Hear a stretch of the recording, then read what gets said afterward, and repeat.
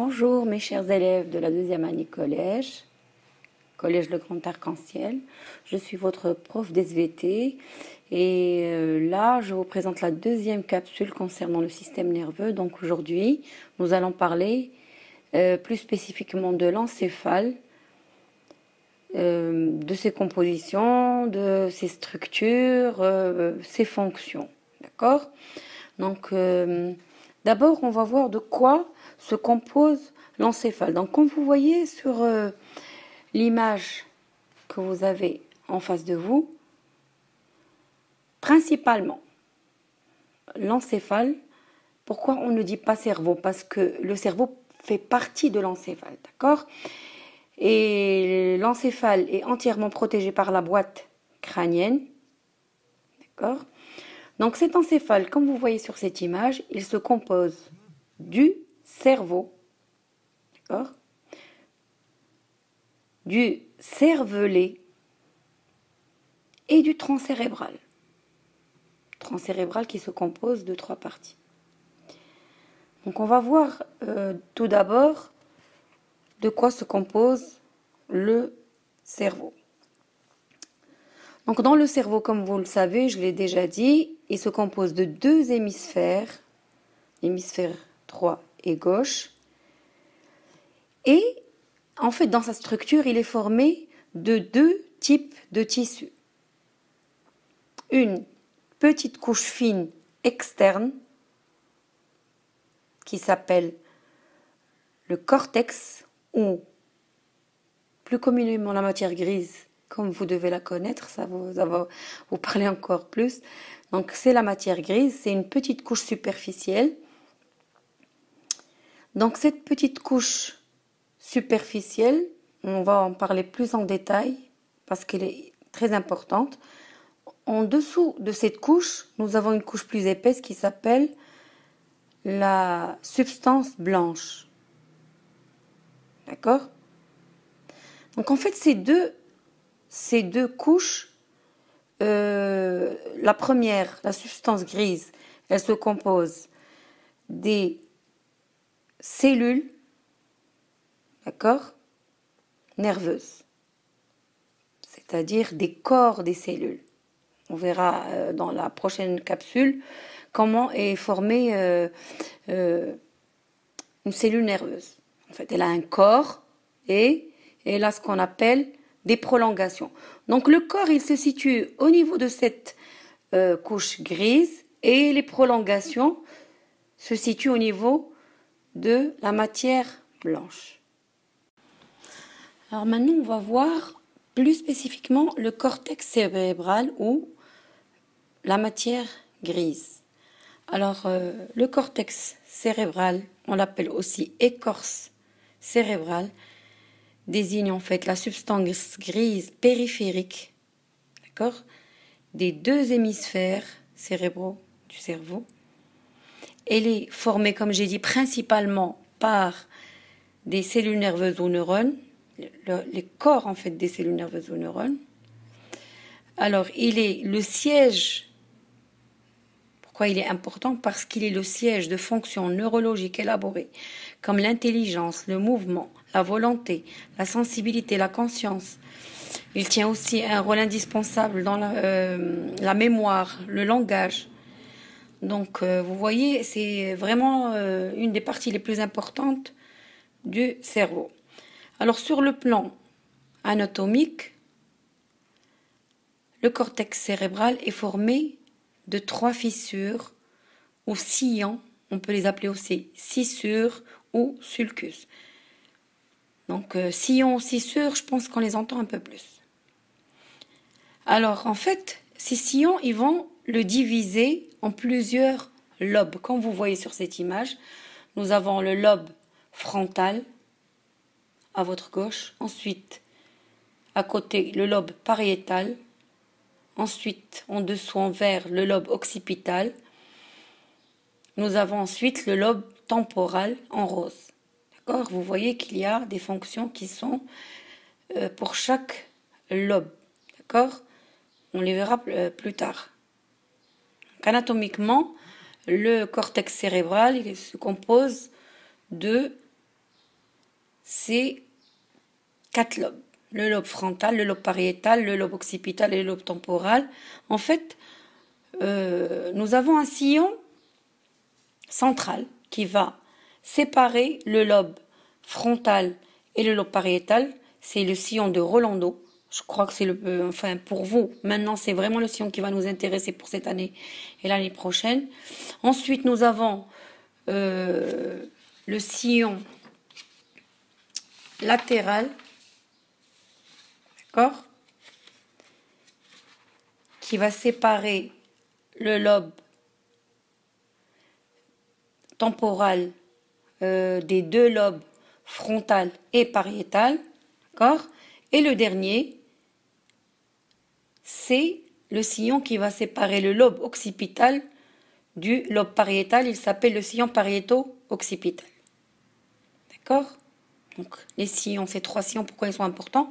Parce qu'ils, justement, ils déterminent les différents lobes du cortex cérébral.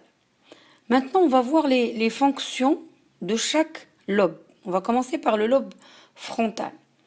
Donc, le lobe frontal, c'est le plus grand.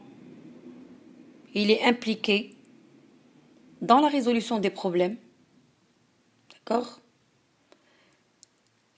Les émotions, le raisonnement, l'analyse, d'accord? Dans le langage, la conversation, la parole. Il est aussi dans la mémoire, oui. Il a aussi la prise, c'est-à-dire la mémoire, la prise de décision, la personnalité, le jugement, tout ça, ça rentre dans ce lobe frontal. Et bien sûr, la partie la plus importante, c'est l'activité motrice. C'est-à-dire, vous vous rappelez, quand on a vu la première capsule, nous avons le traitement de l'information et la commande, elle part à partir justement, de ce lobe-là, parce que c'est lui qui s'occupe de l'activité motrice volontaire. D'accord? Maintenant, on va voir le lobe pariétal. Alors, le lobe pariétal, lui, il est juste à côté du lobe frontal, plus en arrière. D'accord? Alors, ce lobe va différencier la droite de la gauche. En fait, ce lobe, c'est lui qui va nous permettre le repérage, la localisation, l'orientation spatio-corporelle, c'est-à-dire tout ce qui est repérage vraiment, c'est grâce au lobe pariétal. Nous avons aussi la lecture, c'est lui qui nous permet de faire la lecture, et on a aussi, bien sûr, l'aire de la sensibilité, c'est-à-dire que quand on entend ou on voit quelque chose, le message sensitif arrive au niveau du lobe pariétal. D'accord? Ensuite, nous allons voir le lobe occipital qui est plus en arrière. Alors, c'est un tout petit lobe. Il est principalement actif pour la vue. D'accord? Et la perception des couleurs, parce que c'est dans la vision qu'on a la perception des couleurs. C'est à l'intérieur de l'œil qu'il y a la perception des couleurs. Et secondairement, il intervient dans l'olfaction, c'est-à-dire les odeurs. D'accord? Ensuite, nous avons le lobe temporal qui est en dessous du lobe pariétal et du lobe frontal, à votre gauche. Alors, ce lobe, principalement, ça va être la mémoire, l'audition, d'accord? Le comportement, les émotions et la compréhension des langues, d'accord? L'apprentissage des langues, ça vient au niveau du lobe pariétal. Donc là, c'est toute l'importance, en fait, du cortex cérébral. C'est lui qui a le corps des cellules nerveuses et c'est pour traiter tout ça, pour permettre à notre cerveau de comprendre. Donc vous avez remarqué que ça c'est juste un hémisphère. Donc les deux hémisphères sont pareils. Nous avons aussi, comme on a parlé d'encéphalée, que je vous ai dit qu'il y avait le cervelet en plus du cerveau et le tronc cérébral aussi. Alors le cervelet, c'est une petite entité qui est juste en dessous du cerveau. Elle permet l'équilibre, la coordination et le contrôle moteur. D'accord? On va voir plus tard comment elle va permettre le contrôle moteur avec le lobe frontal. Ils travaillent tous les deux. Ensuite, nous avons le tronc cérébral. D'accord? Le tronc cérébral où il y a le bulbe rachidien qui est lié directement, c'est la terminaison. C'est la petite partie finale, c'est le bulbe rachidien, il fait partie du tronc cérébral. Alors, le tronc cérébral, en quoi il est important?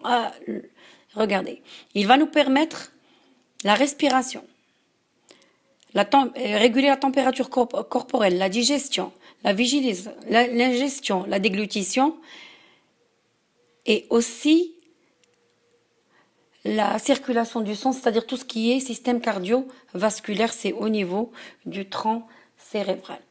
Donc, l'encéphale, c'est une entité et chaque partie, elle a son importance dans une des fonctions de notre corps. Maintenant, nous allons voir ce cortex ou ces lobes.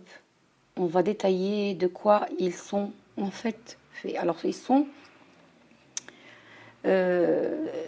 ils sont composés de différentes aires, les aires corticales, qu'on appelle aires corticales. Alors ici, on va voir, comme que vous voyez sur le schéma, nous avons le sillon central dont on a parlé tout à l'heure, qui sépare le lobe frontal du lobe pariétal. D'accord? Alors regardez, entre ces deux sillons, sur la partie du lobe frontal, nous avons l'aire motrice, le cortex moteur primaire. D'accord? C'est de là que partent toutes les commandes motrices. Juste à côté, de l'autre côté, c'est-à-dire sur le lobe, cette fois-ci pariétal, nous avons le cortex somesthésique primaire ou cortex sensoriel. D'accord? Alors si vous remarquez, on dit primaire à chaque fois, cortex sensoriel ou somesthésique primaire, cortex moteur primaire, et juste à côté on voit, à côté du cortex moteur primaire, l'aire prémotrice d'association, et de l'autre côté aussi, on voit l'aire associative somesthésique. D'accord? Pour le cortex occipital, c'est pareil. Nous avons le cortex visuel, c'est-à-dire spécifique de la vision, c'est-à-dire l'aire visuelle, et l'aire visuelle associative. D'accord? On va voir la même chose au niveau du lobe temporal. Nous avons l'aire auditive primaire et à côté, l'aire auditive associative. Donc, pour chaque partie de ces aires, nous avons une aire d'association. Et à la primaire, il y a une aire d'association. Alors, on va voir maintenant, plus spécifiquement, le cortex somesthésique ou primaire. Donc, l'aire de projection sensorielle, c'est la zone du cortex qui reçoit les informations de la sensibilité générale. Elle reçoit l'information de tout ce qui est touché, vu, c'est-à-dire des organes sensoriels en général. Elle est située dans le lobe pariétal, comme vous voyez, d'accord? Et elle est associée à une autre zone qu'on appelle zone secondaire qu'on appelle zone d'association. En fait, à quoi ça va servir? On va prendre un exemple. Si on touche un objet, on le touche avec la main. Je touche un verre. Donc les informations vont aller directement à l'aire de projection sensorielle primaire. D'accord? Le toucher. Mais est-ce que je vais savoir que c'est juste au toucher? Que c'est un verre? Non. qu'est-ce qui va me permettre de savoir que c'est un ver? C'est l'aire associative secondaire. Pourquoi? Parce que cette aire associative secondaire de la somesthésie, elle est en relation avec toutes les autres aires, c'est-à-dire avec celle de la vision. Donc elle, qu'est-ce qu'elle va dire? Elle va, on va pouvoir identifier l'objet grâce à cette aire, c'est-à-dire on va savoir que c'est un ver grâce à la vision. C'est à ça que servent les aires associatives. D'accord? Maintenant, en ce qui concerne le cortex moteur, d'accord? L'aire motrice primaire, d'accord, ou cortex moteur primaire, il est à côté, bien sûr, du sillon central, et juste de l'autre côté, nous avons l'aire prémotrice. Alors l'aire motrice, c'est une aire de commande de nos muscles squelettiques. D'accord? Parce que nous avons d'autres muscles plats. Et l'aire prémotrice, elle, qu'est-ce qu'elle fait? Elle stocke les programmes des mouvements appris qu'on a appris avec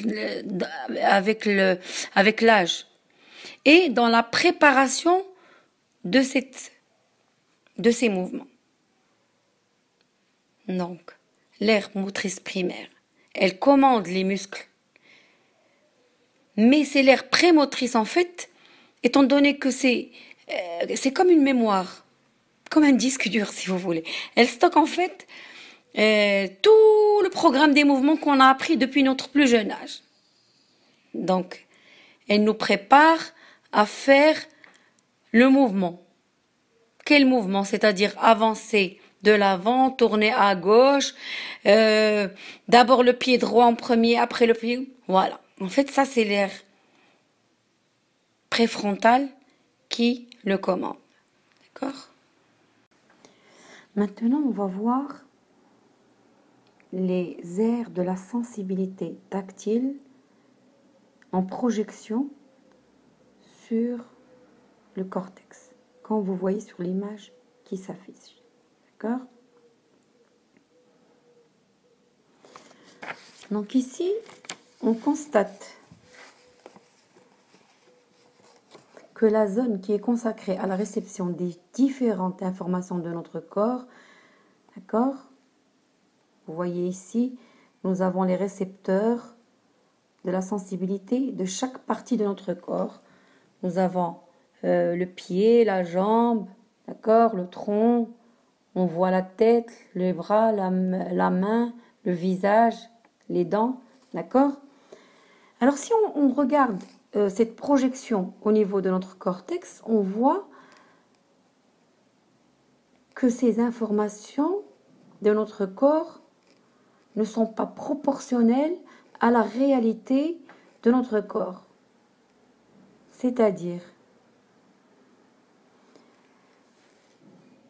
nous avons en fait, regardez, nous avons, si on voit le pied, tel qu'il est dessiné, il est plus grand que toute notre jambe ou bien le tronc, d'accord, ou bien le bras et l'avant-bras. On voit aussi que la main est plus grande que le bras et l'avant-bras. On voit aussi que le visage est vraiment très grand, d'accord? Donc en fait, cette projection au niveau du cortex n'est pas proportionnelle à la dimension de notre corps, mais plutôt elle va être proportionnelle à la sensibilité des parties de notre corps. C'est-à-dire, au niveau du pied, comme je vous ai dit, de la main et du visage qui sont grands ici, nous avons un nombre de récepteurs sensoriels beaucoup plus grand que le reste. C'est pour ça que le pied est plus grand que le tronc, parce qu'il y a moins de récepteurs sensoriels au niveau du tronc que du pied. C'est vrai que le pied, notre pied est très sensible. La main aussi, parce que c'est avec elle qu'on touche. Le visage, tous les mouvements qu'il fait, en fait, le visage, il y a la plus grande partie de nos sens au niveau de notre visage, la vue. Donc automatiquement, les récepteurs sensoriels sont beaucoup plus nombreux qu'ailleurs. Mais si vous regardez, nous avons même les organes abdominaux, le pharynx, la langue. Donc tout est représenté sur cette surface. Mais ça va être proportionnel. La partie prise dans cette surface va être proportionnelle en fonction des récepteurs sensoriels qu'on a. Voilà. Maintenant, on va passer à la projection de notre corps au niveau de l'aire motrice. Tout à l'heure, on a vu projection du corps au niveau de la sensation, de l'aire sensitive ou sensorielle, ou l'aire de la somesthésie.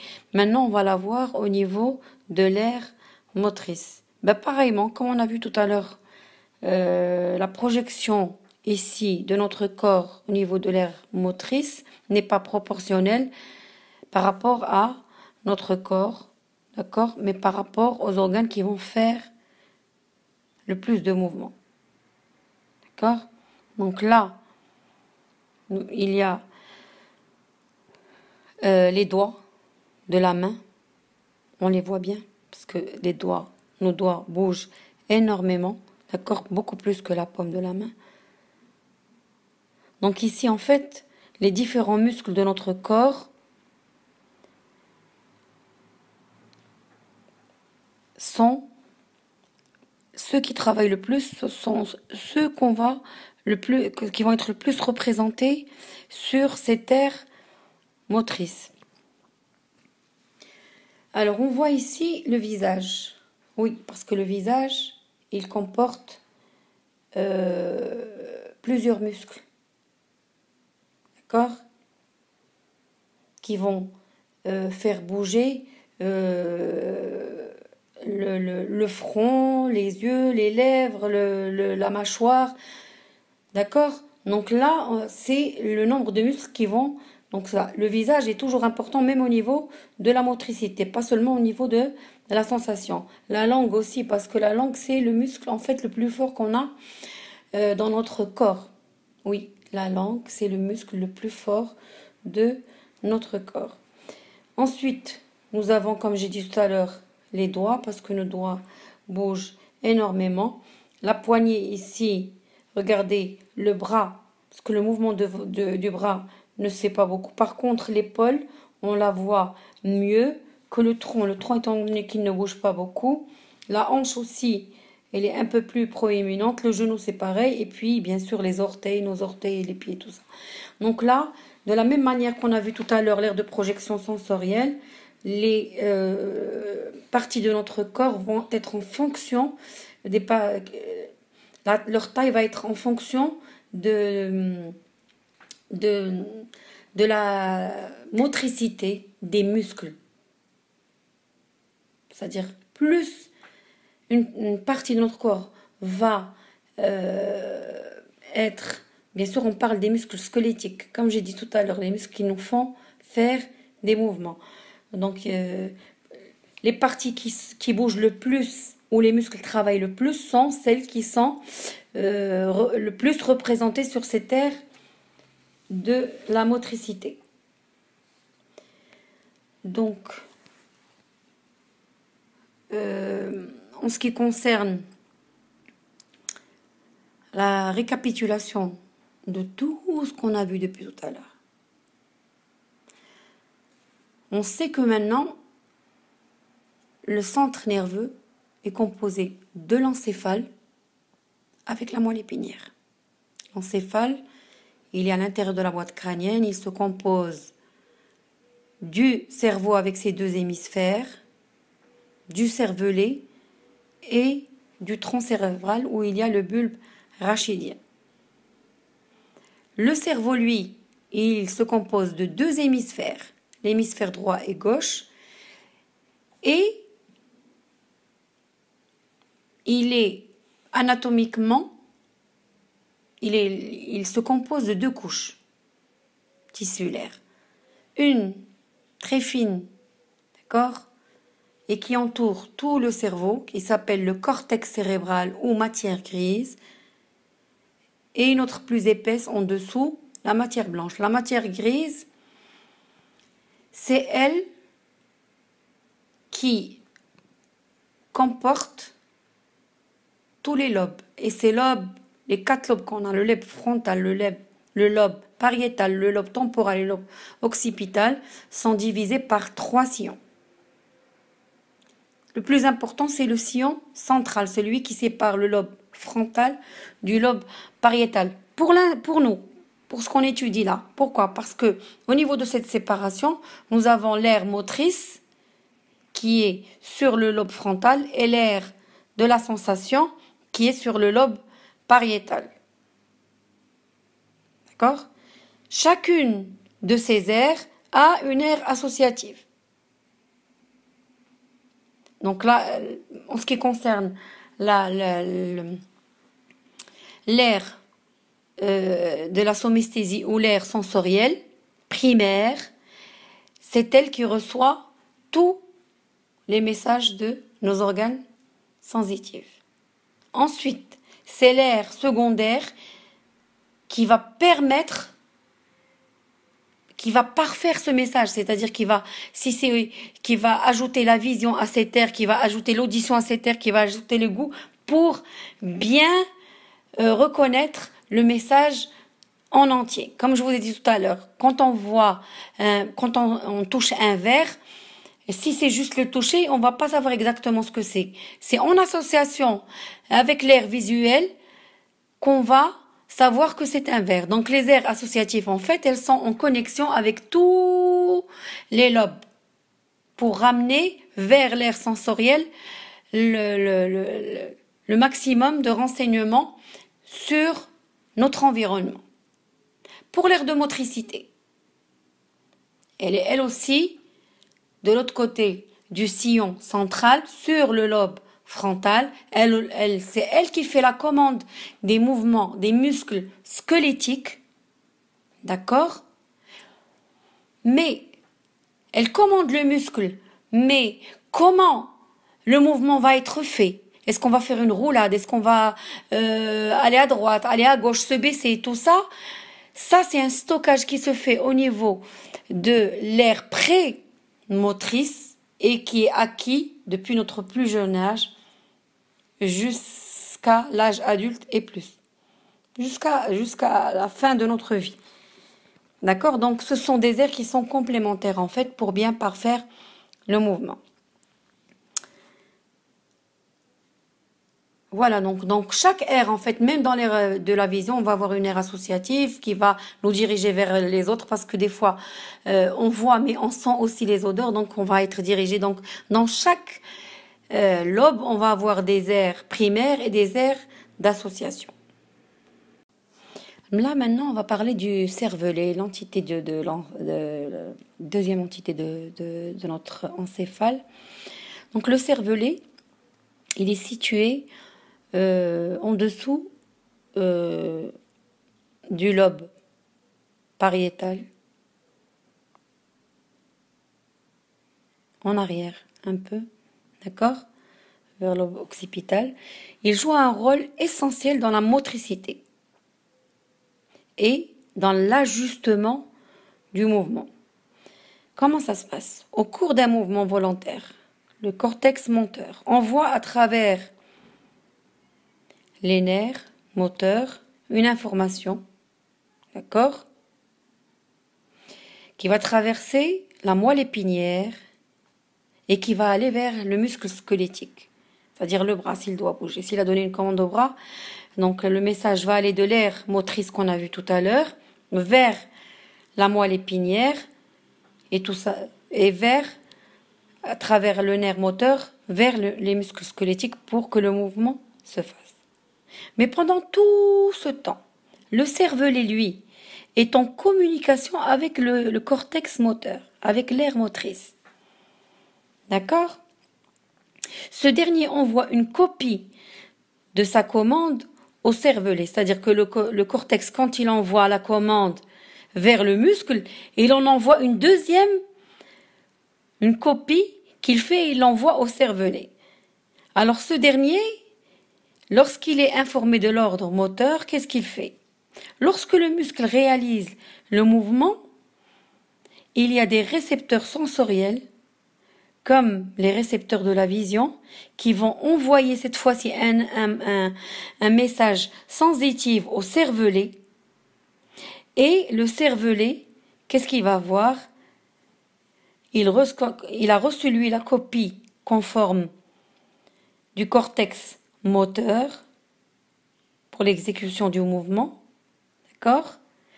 Plus celui des capteurs sensoriels de la vue. Donc le cerveau, qu'est-ce qu'il fait? Il va comparer les deux informations. Celle qui lui vient du cortex moteur et celle qui lui vient, par exemple, de la vue. Il fait une correction pour parfaire le mouvement.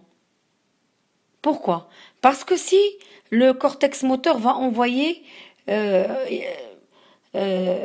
l'ordre à la main, au bras, avant-bras et la main pour toucher un objet, ben, s'il n'y a pas l'œil qui voit l'objet où est-ce qu'il est, la main ne saura pas, elle va bouger mais elle ne saura pas où aller.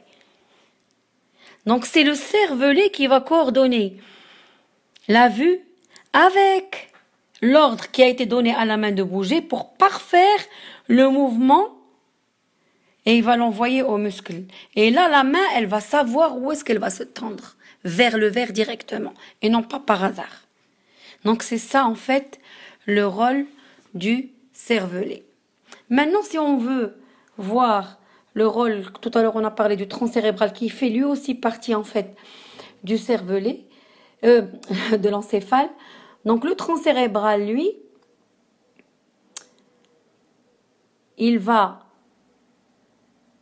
commander tous les muscles plats, tous nos muscles plats, le cœur, les poumons. Il va commander tout le système qui n'est pas de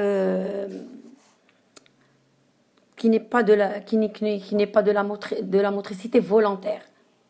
D'accord? Parce que le cœur, tous nos organes, les poumons, le système digestif, le système circulatoire, la déglutition et tout ça, c'est un système automatique. Donc là, ce système-là, celui qui va commander les battements du cœur, la circulation du sang, la respiration, la digestion, c'est le tronc cérébral. Et là, on a terminé avec tout ce qui est l'encéphale. Une des grandes parties de notre système nerveux. La prochaine fois, on verra la moelle épinière et le système nerveux périphérique.